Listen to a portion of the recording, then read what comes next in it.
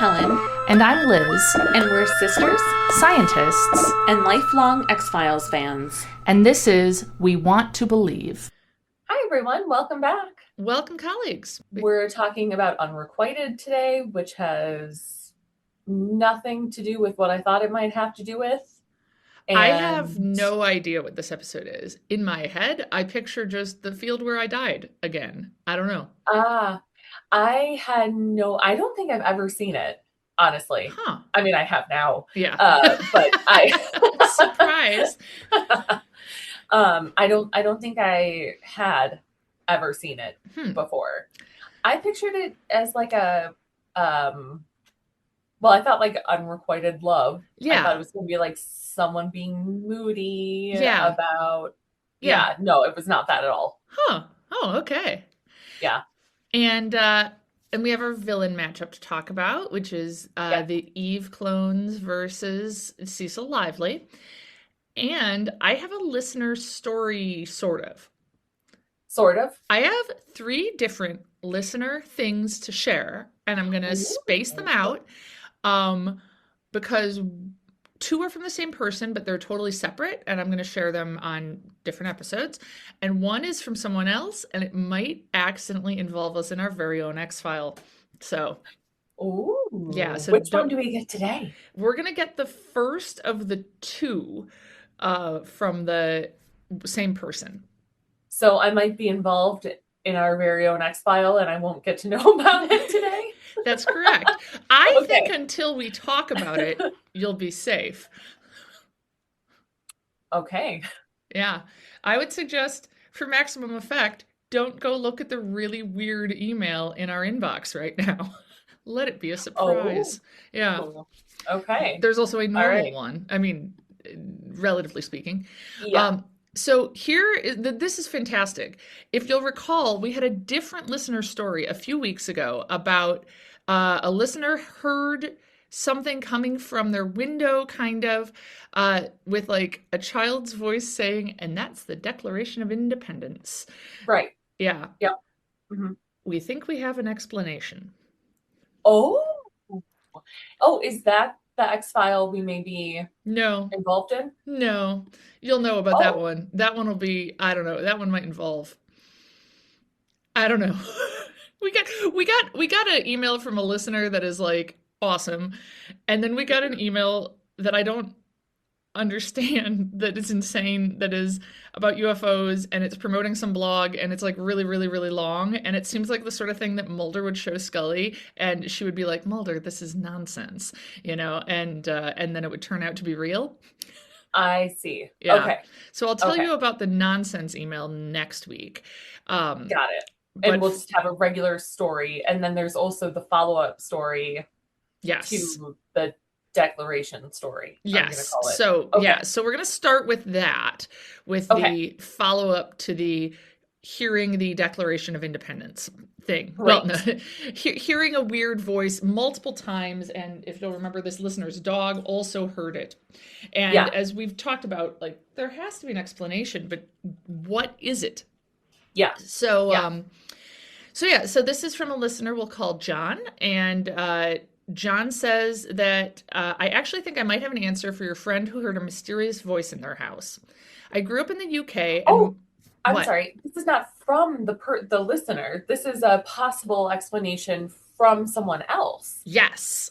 Oh. Yes. Oh. Okay. Yeah. All right. Sorry. Now I'm. Now you're. Gotcha. Yeah. Okay. Yeah, because you know the listener, and you're like, they didn't grow up in the UK. Yeah. I grew up in the UK, and most houses there have radiators as a heating system instead of a furnace. I remember as a kid hearing a weird sound from the radiator and asking my physics teacher, yay, just pausing to celebrate physics teacher, who said it was picking up radio signals. What? I assume he is correct, and something similar is happening with your friend. So I started doing some research, and yes, it is. Wait, what? Yeah, it's rare, but it can happen. Where, like, big metal things can act as speakers and pick up radio signals that they're not supposed to sometimes, if it's just the right frequency and distance and stuff. Remember the movie Quiet Little Neighborhood, Perfect Little Murder? Yes, yeah. I was thinking about that as you were talking. It's a great movie, Yeah, from what I recall. yeah.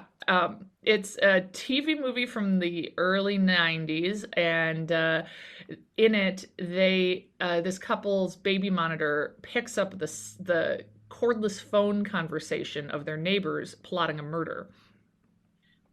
Now, our listener who Does initially not have a reported, radiator. right. Yeah. So I did look into that, and it does seem like some people with certain components to their furnace and other like big metal parts have had this happen. Again, rare, but possible. That's weird. Yeah. And like these are like trusted sources. I mean, I think so. I doesn't Okay. I'm not at the very least I don't get a crackpot vibe because again, Okay. it's explaining something with a pretty banal explanation, you know. It's it Yeah. and I mean, and it does make sense to me that like things could pick up certain frequencies. I mean, it's any radio waves are EM waves, right? Like electromagnetic waves. How do you feel about electromagnetic waves? They're a thing. Yep, okay. I feel Yeah. like maybe you do when I'm talking about the stomach, but I'm Deeply trying. unsettled. Yeah. So an electromagnetic wave is an electric field and a magnetic field. Because if you have a changing electric field, that will generate a magnetic field. And if you have a changing magnetic field, that will generate an electric field. So if you get like them oscillating sinusoidally, they're just going to keep propagating and moving through space, these fields. And if you're like, what the heck even is a field? Think about a gravitational field. Like if I hold up my pen and I drop it, that's gravity puts a force on my pen. But we can imagine the Earth having field lines just pointing straight down into it, that then the pen interacts with that field and is pushed down. And so in this case, it's like the electrons in this metal radiator or whatever are somehow interacting with that electromagnetic field that is propagating through. And that could produce sound? That's the Yeah. part that I'm having trouble. How does sound I mean, become like, involved? so, I mean, look, I'm a little shaky on this stuff myself. Okay. I think the simplest way, one of the examples I heard was like, okay, when you build a speaker, the idea is, okay, you plug it in and it works. But people have reported, and this is rare but more common, their speakers picking stuff up when unplugged from elsewhere. That would scare the shit out of me. Right. I would just expire on the spot. Yeah, I mean, I don't love it. No. Yeah. No, I would just like that's it. That's how I go. Yeah. So if you ever under mysterious circumstances, I'll be like, was there a speaker nearby? Well, Yeah. there's always a speaker nearby. I'm married to a musician. I have like oh my god. there's Oh my speakers god. everywhere. Oh my god, you're right. Yeah. There's speakers, there's amps, there's microphones, there's like I mean, it's surprising this hasn't happened already. yeah. So, to be totally honest, I'm not exactly sure how it is producing sound, but it Okay. does seem to be a legit phenomena, and I would like to look into it Huh. further and figure out how is it actually producing sound. Well, gosh, thank you, John. Yes. That is Thank you so much. fascinating. Yeah. And then really interesting. in another episode, John has a spooky listener story of his own that I'm going to share. Ooh. And Cool. I'll share the conspiracy / promotional / unhinged email, not from John, as well. Okay. Awesome. Oh, that's great. Lots of exciting stuff. Oh, that's really interesting. Yeah, I couldn't believe it. I was like, I thought we would just go to our graves thinking, well, I guess that house has a very specific ghost or or time jump thing. Yeah. All I have to contribute is that some animals have electromagnetic receptors on them, and that's how they can navigate like different. That's how they can like circumnavigate the globe. Really? Yeah, so like whales Oh, and so stuff. they're like picking up on like the Earth's magnetic field? Yeah. Mm-hmm. Oh, that's fabulous. Mm-hmm. Yeah. Yeah. I Wow. do not totally understand how that works, frankly. But I know it to be a thing. God. Yeah, I'd Mhm. love to know how that. I mean, I understand how like okay, whales have electrons like everything. Yes. And I wonder how the like receptor is built and how does that feel to them? Like, oh, that's so Yeah. neat. Good for I them. know. Good I job, know. guys. Yeah. Yeah. Yeah. Because I do wonder about that. Like, we saw whales when we were in Puerto Vallarta, and they were like, oh, yeah, these whales Oh, come down every year, and they live up like near Seattle during the summer. And I just was like, I look at my directions on my phone to go everywhere, which I'm trying to stop doing so that my brain doesn't completely decay. But yeah. uh, I mean, but also if you had one route you did every year and you only did that one route, I think you could figure it out. and I Like, guess if the route and was all your just friends. just keep the shore to this side of you, Yeah. and we're all going to do this together. Yeah. Yeah. Yeah. Yeah. But no, but yes, they also have electromagnetic receptors that pick up on Yeah. electromagnetic fields. I love it. So good for those little guys. Yeah. Um, do we want to talk about the episode or do we want to Villain matchup? yeah. Let's do the villain matchup first. Okay. I, I feel a little weird about this one. really? You think Cecil Lively would win?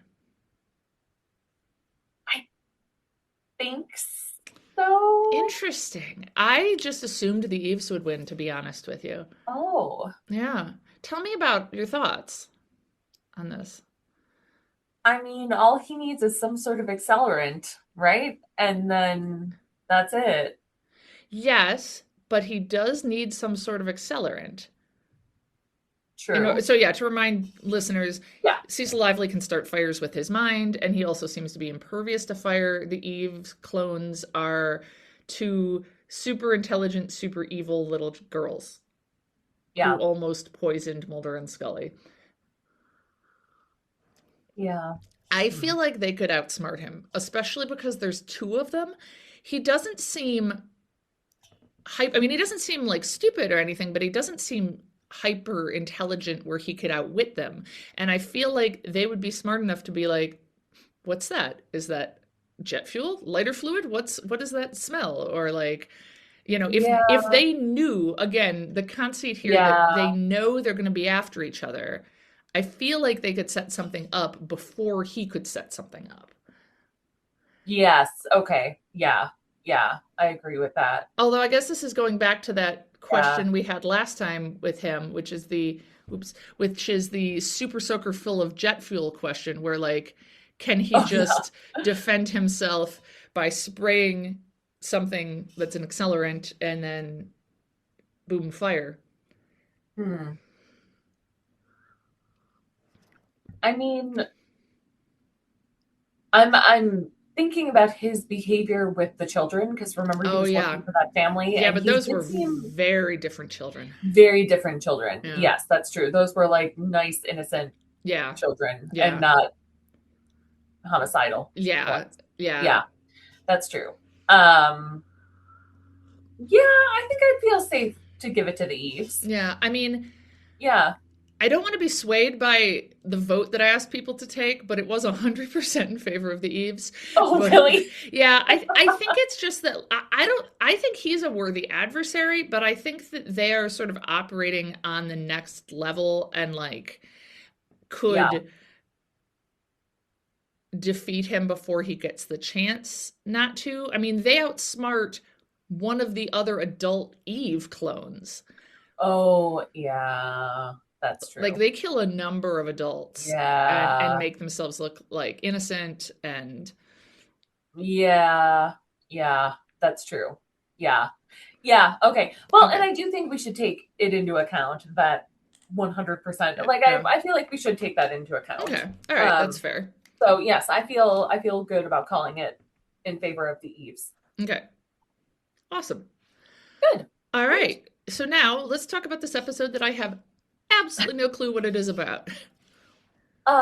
It's about Vietnam War POWs, believe it or not. What? Yeah. Oh, didn't we already have an episode kind of about something This is like that? different. Okay. Whoa. But yeah, I was very much so it starts out, the cold open is Mulder and Scully and Skinner and another agent like hunting through a big crowd. So someone is giving a speech on Washington Mall, a very like patriotic speech, and there's like lights and hundreds of people, maybe thousands, I'm bad at numbers. Yeah. And the agents are like searching through the crowd and like, do you have your eyes on him? Like, oh, I just saw him. And it's clear they like keep almost spotting whoever it is they're looking for, and then he's gone before they can actually like see him. Like that scene in Brooklyn Nine-Nine on the cruise ship when Doug Judy is singing and they have to find the guy trying to kill him. Yeah. Yeah. So I need to rewatch that again. It's such a great show. I get that song in my head sometimes where he's like singing a song to describe where the killer is. Yeah. Yeah. Anyway, sorry. No, that's okay. And they just, they can't seem to track him down. But yeah, I was, as soon as that cold open, I was like, oh, this is not what I think it's gonna be. Yeah. So eventually being like, just, like a minute later in the cold open still, Mulder's like, oh, I see him.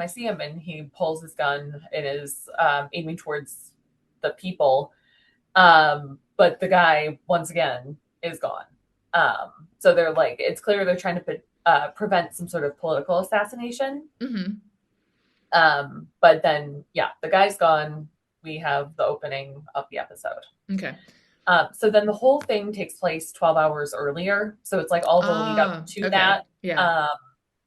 And that actually was like one of the criticisms I read, that someone from the AV club wrote that it would be a better starting point for the episode, but actually it's the end point. I don't know. It was whatever. It was fine. The whole thing was fine. Oh, okay. Yeah. It was a fine episode. Yeah. It was fine. Yeah. So 12 hours earlier, we're at Fort Evanston, Maryland. And there's a Lieutenant General, Peter McDougal. And he is in his limousine, and his driver kind of pulls over. And suddenly there's like a guy in the car next to him who kills him. Oh, okay. And then the guy is gone. So it's like someone was there and then now he disappeared. And so they think that the driver was the one who did it, even though there's no evidence. So Skinner is briefing the agents, and he notes that there was a King of Hearts playing card that was found at the scene, which he says was used in soldiers in Vietnam to mark their kills. Now, I have two things to say about this. One of which is that I couldn't find any evidence of that. That doesn't mean that it's not true, but I don't know. And two, I would also not describe this as a King of Hearts playing card. It was like it had like a skull on it. It was like a very particular playing card. It was not like, I would not have described it that way, but there was a playing heart. Were there hearts on it? And how many of them were there? There was a skull on it. Maybe there were hearts as well. It was black and white. Oh, weird. And red. I don't, yeah. Now, Skinner's a Vietnam vet, right? As well? Yes. Okay. Yes, he is. And one of the things that I saw that was positive about the episode was basically saying that like it was nice to see Skinner get more airtime and get to kind of like be involved more. Do more than just being like, stop doing these things, agents. Yeah. Right. Yeah. So the FBI suspects a far right paramilitary group called the Right Hand, um, because of that playing card, I guess. Hmm. And because they wanted to stop this upcoming rededication of the Vietnam War Memorial in Okay. Washington. So that's like where we Okay. started. So Yeah. is that dedication. And so they think they're trying to stop it. Okay. And so the Right Hand is this creepy compound with a bunch of, I just, think of Lord of the Rings, frankly. So all the signs have like a white hand. So Mulder and Oh, like the Scully go to orcs. the, yes, like the Or the Urukai, Urkai. actually. Yeah, yeah, Yes. sorry. Because Um, regular orcs don't have that, but the special orcs have the white hand on them. Do I have that well, right?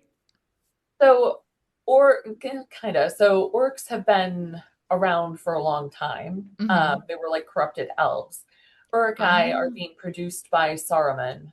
Um, and I don't know that all of them have that white hand, but there's like the leader of them has that like white hand across his face. okay. And there's like the white hand of Saruman they talk Okay. about. Okay. Now, are Uruk-hai, they're made out of orcs? I mean, they're a variation on the orc. Um, They're like, they they're are a connected. variation of the orc. They're able to be in the daylight more. Orcs tend to be more like nocturnal, but the Oh, Uruk-hai can run further and faster and oh. be they're smarter as Okay. well. Okay. And can be around it. I feel real nerdy I at the mean, moment. it like from our X-Files podcast where we're really cool. I know Yeah, it's no, we've yeah, known from season 2 of this podcast that it's secretly a Lord of the Rings podcast. So yes, I stand by it. great. So Mulder and Scully go to Virginia to question the right hand's leader, this guy Hmm. named Markham, Denny Markham, I think. And so they have all these like signs leading into the compound with a white hand on it, Got it. Yeah. presumably a right one. But um, and so he's very secretive and get off my lawn and Hmm. you know creepy paramilitary guy. Yeah. Um, and they end up searching his cabin and find like a bunch of guns and ammunition. And also a photo of him and Sergeant Teeger. Um, and so they arrest Markham. We don't know the Sergeant Teeger's name at the time. Oh, good. I was going to be like, wait, who's Sergeant Teeger? Did I miss I'm something? No. no, I'm You're about just to tell telling you. me. Great, great. Yeah. Um, he Sergeant Teeger was, and Markham tells them this, was a soldier in Vietnam who had been left for dead. They thought that he had died, and Markham is claiming that he actually did not and was just left as a POW in Vietnam. Oh. So, um, this episode was co-written by Howard Gordon. Oh, Howard Gordon. He Do wrote we know him? he wrote Caddish that I was just talking about. The last one. Oh, really? Yeah.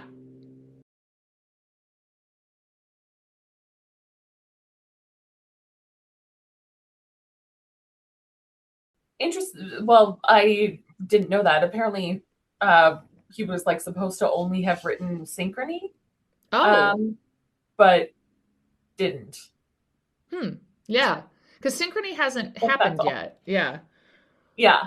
That's yeah. No, it hasn't. But he heard these rumors about what's called the Vietnam War POW MIA issue, which I feel like is such a like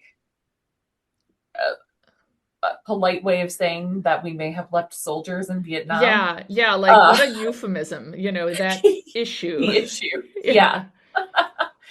Um, that he heard these rumors of American CIA agents having been left behind Oh, and CIA started agents, not just soldiers. Okay. yeah and Okay. started to develop this like storyline Hmm. because he was interested in that. And so this is like kind of based on this idea, this that there's like all of these differences in accounting between how many soldiers actually returned home, how many were declared dead, and how many may have been missing. Oh my God. Hmm. I never really thought Yeah. about that before, to be honest. I You mean, probably did because of your digging. yes. Yeah. Yeah. So I'm tangentially involved in the DPAA. We're a partner organization with them, which is the Defense POW Accounting Agency. So a group of archaeologists and historians that work on locating and repatriating the bodies of soldiers that had died abroad. So I mean, I am very familiar with the idea of people maybe having died abroad and not being Yeah. recovered, Yeah. but the idea of them like knowingly leaving prisoners of Yeah. war is Yeah. less familiar. Yeah. Yeah. Um, so yeah, there's like, I mean, there's a lot of information about this that I did not nearly have the time I'd like to kind of comb through. Hmm. But there's been like several hearings and several debates Hmm. about how big of an issue this was. Okay, so Tiger was a soldier in Hmm. Vietnam who was left for dead then as a Okay. prisoner of war. Okay. Okay. But he didn't, Um, yeah, he was left for dead, but he didn't die. Okay. correct. But he was reported as having died. They have uh, forensic lab reports of him having died. So there's a scene where there's the Vietnam Memorial, and there's a woman there who is visiting the memorial, and Tiger approaches her and claims that her husband is still alive. Wait, Tiger Um, approaches her? Tiger approaches her, yes. So he's also alive He is also alive, and he's there. and he's there. And Okay. he looks, at this point, I was like, I think that's the guy who shot the guy in the limo or Ah, car or whatever, but I wasn't sure. But yes, it is, okay. in fact. Okay. Um, and claims that her husband is also still alive Oh my uh, God. and is a POW. And he has the woman's husband's dog tags and gives them to her. Oh, whoa. And she's real freaked out and is like, how did you get these? Yeah. Uh, and Mulder and Scully talk to her, and uh, she starts bleeding from her eye. What? And yeah, and like, okay, I'm getting a little ahead of myself. Mulder and Scully talk to her and are questioning her about this, and she's telling them what happened, and she's very upset and is like, I'm remarried. Like Oh I, God. Yeah. Yeah. is my Yeah. husband alive? And is like very confused and freaked out. Um, and then one of her eyes starts bleeding, and Scully is like, "Oh, I think you're so upset. You must have like popped a small vessel in your eye." Um, I feel like I've been very upset. I've never been in that situation, but it's hard to, that's wild. Like, nosebleed? Okay. If my eyes bled, all bets are off. I don't know. yeah, Oh, God. yeah, Yeah. yeah. Yeah. Um, and so Scully's like, here I'll take care of you. And this ends up being kind of important. We find out later that the woman had like a blind spot in her eye that she didn't know about. So what's happening is Mulder is thinking, This is all um, like, I'm like, how is she involved? Why is she bleeding? I'm okay. Okay, I'll settle down. You're gonna tell me. well, I'll tell you Mulder's theory, Please. which is basically right, which is that people keep not being able to pinpoint Tiger. So he like someone was shot in the limo, but then had disappeared, and he talks about how apparently there were frequent unexplained appearances and disappearances of the Viet Cong, reported by POWs, which I mean, my impression is that that was just like guerrilla war tactics. Yeah. I feel but like sure. they know the country better, and Right. yeah. And so Mulder is saying that maybe like the fact that something was wrong with her eye is related to the fact that we can't always see this guy. Having never seen this episode, it's really highlighting how wild it is, these jumps he makes, and that he's right. Like, Yeah. Yeah. whoa. Um, so so they're, this is being brought up. Oh, and because the woman identified from an image, they showed her Tiger, and she was like, yeah, that was the guy. That was Okay. All who she right. identified him. But Skinner tells them that no, Tiger has been officially declared dead, and that his remains are at the Army's forensics lab. And so Mulder goes, and his remains are three teeth. Um, Okay. are like, and Mulder's like, could these have been like yanked out? And and they look at it under a microscope, and there's like force marks, like something had like yanked on the teeth. And I felt like, yeah, that's believable. Yeah. Yeah. And But I feel like you've just had a ton of dental work done. It probably yeah, feels all too believable to you. Yeah. uh, and that his cause of death was recorded as inconclusive, which, like, well, yeah, no kidding. There's three teeth. Those are his remains. Like, I mean, I feel people lose like teeth that all would the be, I mean, time. like, that's only slightly beyond being like, here are her remains. Oh, it's just a bunch of hair. I mean, like, Yeah, yeah, yeah. like people lose teeth. And in fact, I mean, like, that's like the stereotype for like what you do if you're trying to make it look like you've died is leave teeth, but not just teeth. Isn't it usually other stuff? Right. Well, and the lab guy is initially saying like, yeah, we looked at the dental records and they match his. They, like these are from him, but like, and Mulder says something like, can we tell if these were pulled out like Hmm. before or after death? And I was pleased the guy said no, which is good and correct. Oh, really? Um, You couldn't tell? yeah. I would have assumed you could because you can tell if somebody like broke a bone while they were alive, right? Well, yeah, but if I had the rest of the jaw and the face and Oh, stuff, of I could course. tell. That makes sense. Once the Right. But tooth if is I just have out, it's teeth, out. Yeah, right. that makes a lot of Yeah. sense. Okay. And there was nothing else. So anyway, Yeah, I mean, like, it, I don't know. yeah, There's fingernail clippings and, yeah. like, I I mean, I don't know. It's realize it's more traumatic to lose teeth than fingernails, but it's still not, it'd be a weird way impossible. to die. Yeah. Yeah. Yeah. I don't know. It's particularly funny to me because I have friends that like work for the government. Like, so I'm kind of loosely involved with the work I described before, but I have friends whose like job it is to like see the skeletal remains Mm. of missing Yeah. soldiers, and the idea of them having like three teeth and being like, well, he died. Yeah. I don't know. It's Yeah. just, yeah. Yeah. Anyway, It's so weird. Yeah. yeah. So, okay. So Mulder thinks so Teeger does have a death certificate, though, Hmm. again, for whatever reason, signed by General John Stephan.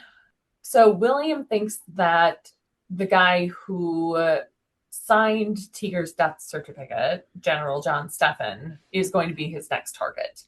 So Okay. because his Mulder's theory is A, Teeger is somehow magically invisible and hurts people's eyes, or can only be seen by people with hurt eyes. I'm not sure.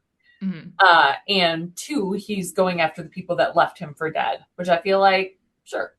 Um, I like that it was A and two, and oh, that's non-traditional. But also, what's he been up to since the Vietnam War? I don't know. Okay. All right. That wasn't Getting he home? Maybe? swimming. Yeah. Yeah. With the whales. They helped him. Oh, yeah. Um, Oh, no, guys, don't help him. He's gonna go yeah. kill Well, people. no. Well, I mean, Are we gonna get there? Is he they well, is it okay. they left him for dead. I don't know Yeah, how yeah, much of okay, whose fair. fault that was. Yeah. I Yeah. don't think like they don't present the generals as like particularly malicious about it, but I don't know. I'd be pissed too, Yeah, I like guess. it's different than him just being like a killer who wants to Yeah, just kill for the sake of killing. It's he's right. seeking revenge for people who did him wrong in a very big way. Yeah, Okay. So the yeah, whales maybe they understand that. yeah, And yeah. so They're pretty smart. we can assume that was what happened. Yeah. So, So we see a group of children being given a tour of the Pentagon. And this woman who is questionably good at her job being like, how many sides do we think a Pentagon has? And I don't know. It just, um, and that's our way of knowing, oh, we're in the Pentagon. got it. Um, and so we see Tiger go past security, and he does indeed kill John Stefan, Okay. or Stefan or whatever, the general in his office. Okay. Um, and so they're investigating this and later see Tiger on the surveillance tapes. So this is when Mulder starts like saying more about like the Viet Cong scene, Ah, appearing and yeah. disappearing and stuff. Which I don't know, just still never really makes a whole lot of sense. I don't know what it is he's suggesting, but that's Yeah. all. Yeah. But Mulder goes and meets with Marita, Oh, Marita Covarrubias. Marita Covarrubias. Yep.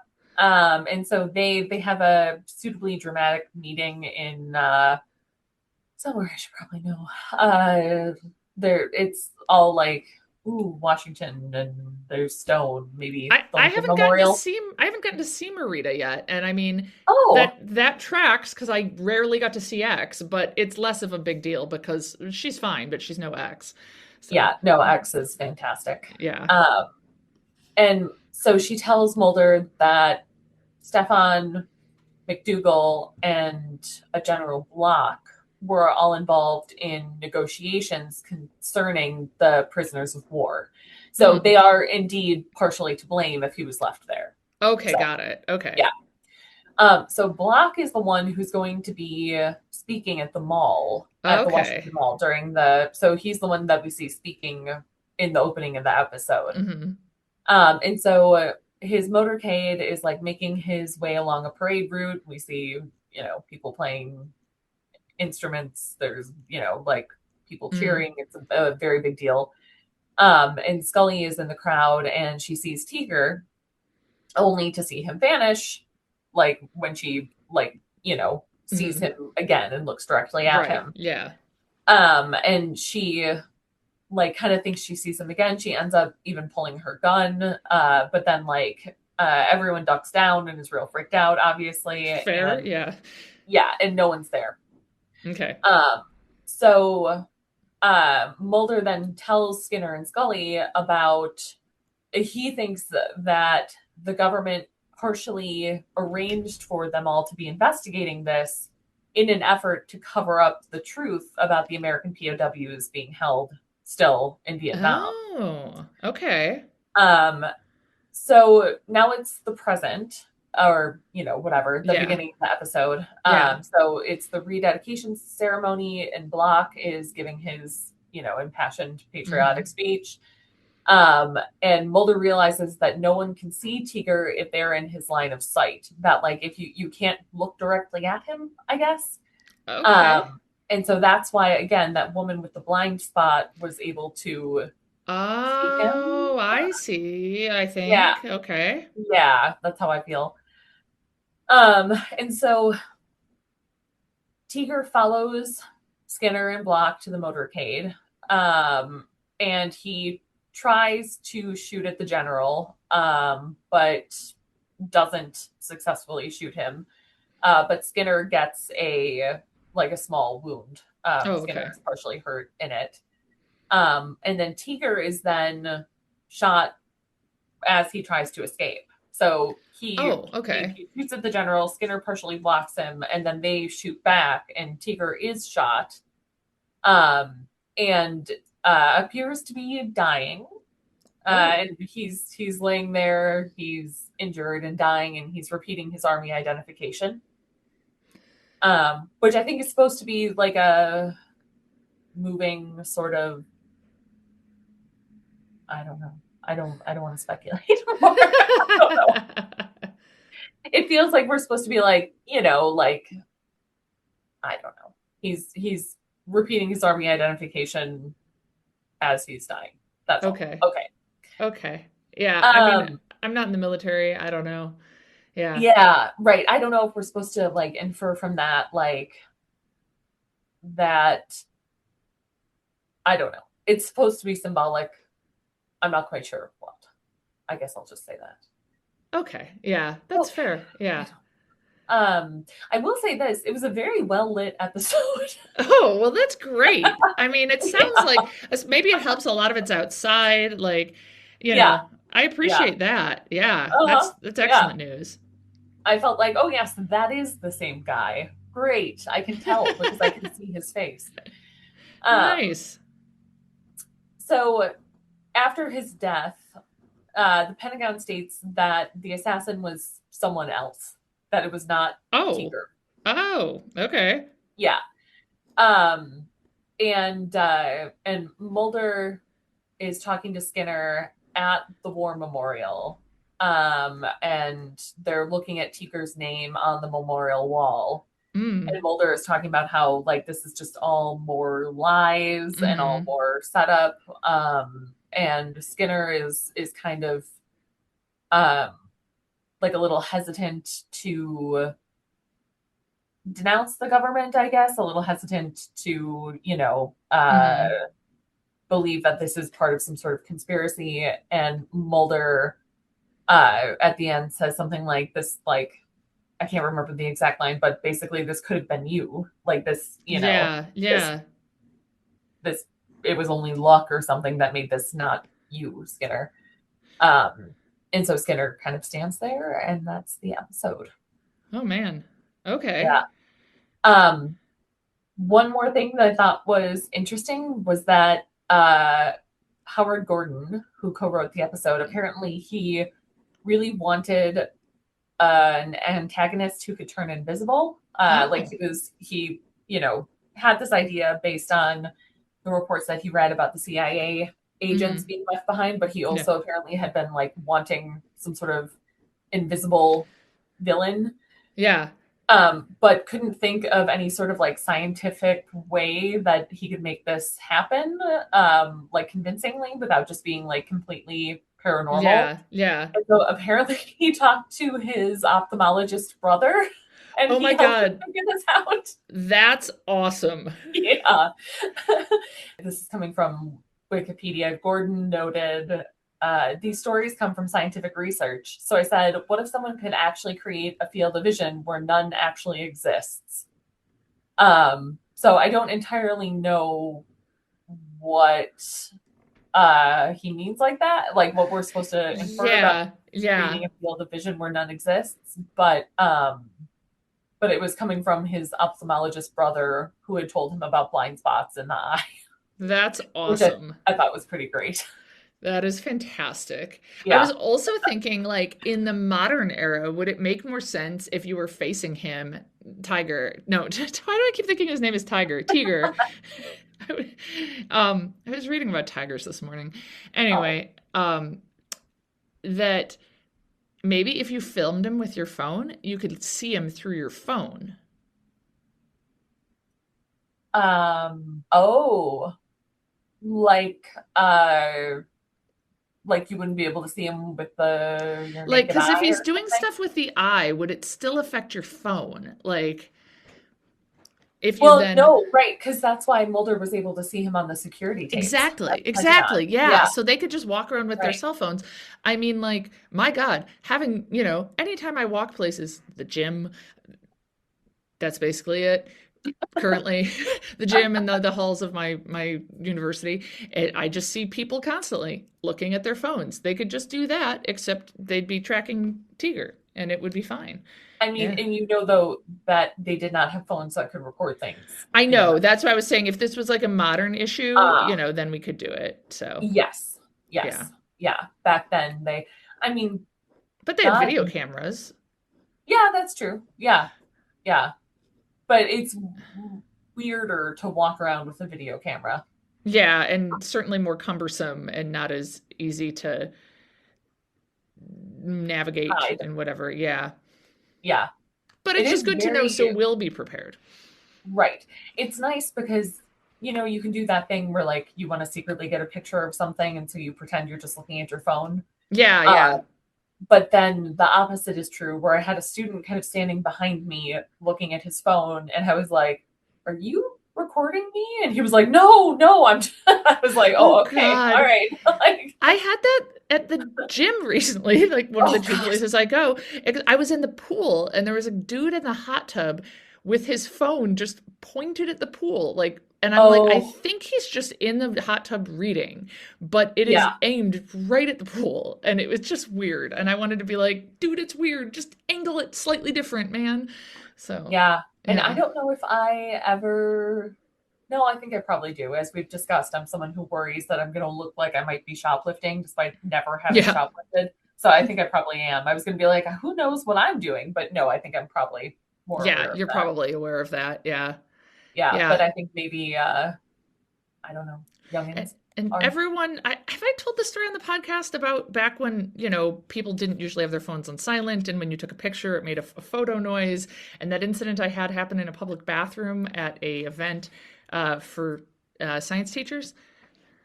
No, I don't know if I know this story. I think you'll remember it. It's Okay. awful. So it was like a, teaching conference thing, and I was fairly new at my job at this point. And this was back when, like I said, if you take a photo on your phone, it makes the standard photo like Yeah. very distinct noise. And I was in a bathroom stall and they had a flyer with like news and updates and things about campus. And there's a thing about the heat because this was in like early September or late August or something. And so there was a cartoon of a thermometer on this thing that looked just like a penis. And I Oh was God. I was just like that thing because it was like the thermometer, it had a big bulb at the bottom and it was sweating. Yeah. And it was Oh like, God. and I was like, that absolutely looks like a penis. So I took out my phone to take a picture of it and didn't remember that the sound was on, and it made a really loud photo sound from inside the bathroom stall. And there's one other woman in the bathroom in the stall next to me, and it's Oh a woman I God. had met earlier at this conference. And I mean, I couldn't say anything though. I couldn't be like, don't No, because worry. it I would was probably be weirder yeah, to be if, like, don't you think that thermometer looks like a penis? yeah. See, everything's normal. Like, so I just walked out, just like we both were at the sink at the same time and didn't make eye contact, and I didn't speak to her again. Oh, so you like it wasn't like you could stagger your exits. No, I think I came out first and then she came out. So, Ah, she probably like, wanted to see who was in there. yeah, probably. Yeah, like who just took a photo under the stall of me or whatever she Yeah. might have thought. Like, Yeah. Oh man. yeah, yeah. Better to just have it always on silent now. Yes. Yeah, absolutely. Okay. Cool. Well, I am so excited for the listener story next week. Yes. Yeah, yeah. Next week is Tempest Fugit. I don't know if I'm saying Yes. that correctly. Yeah, I don't know if you're saying it correctly, but I didn't remember what this one was until I saw the one after it. Did you see that? Or do you know what it is? Uh, no, I don't have it in front of me. What is it? Max. Do you Uh, remember Max from NICAP? And yes. he was in, I want to say season 1 or 2, and he's kind of got like a beard and red hair and had been abducted a bunch and lived in a what do you call it? I almost said Like a SUV. trailer. RV. Yeah, trailer. RV. Yeah, Yeah. that's right. I forgot that he comes back. Yep. Yes, he does. Yeah. Um, I don't Max remember. Fennig, that's his name. And he lives in Yeah. Wisconsin. Yeah, and he's been abducted a bunch and is like traumatized by it and stuff. Yeah, that's right. I totally forgot about him and Yeah. totally forgot that he comes back. Yeah. Yeah, so Okay. this is the Is first this of a two two-parter parts. then? Yeah. Okay. All right. Sweet. Cool. Yeah. Awesome. All right. We will see you next week, everybody. Bye. Bye. We Want to Believe is hosted by Helen Werner and Liz Holden. It's produced by Zach Werner. The We Want to Believe theme music was created and recorded by Zach Werner. Find us at wewanttoBelievePod.com, on Instagram at wewanttoBelievePod, or send us an email at wewanttoBelievePod@gmail.com.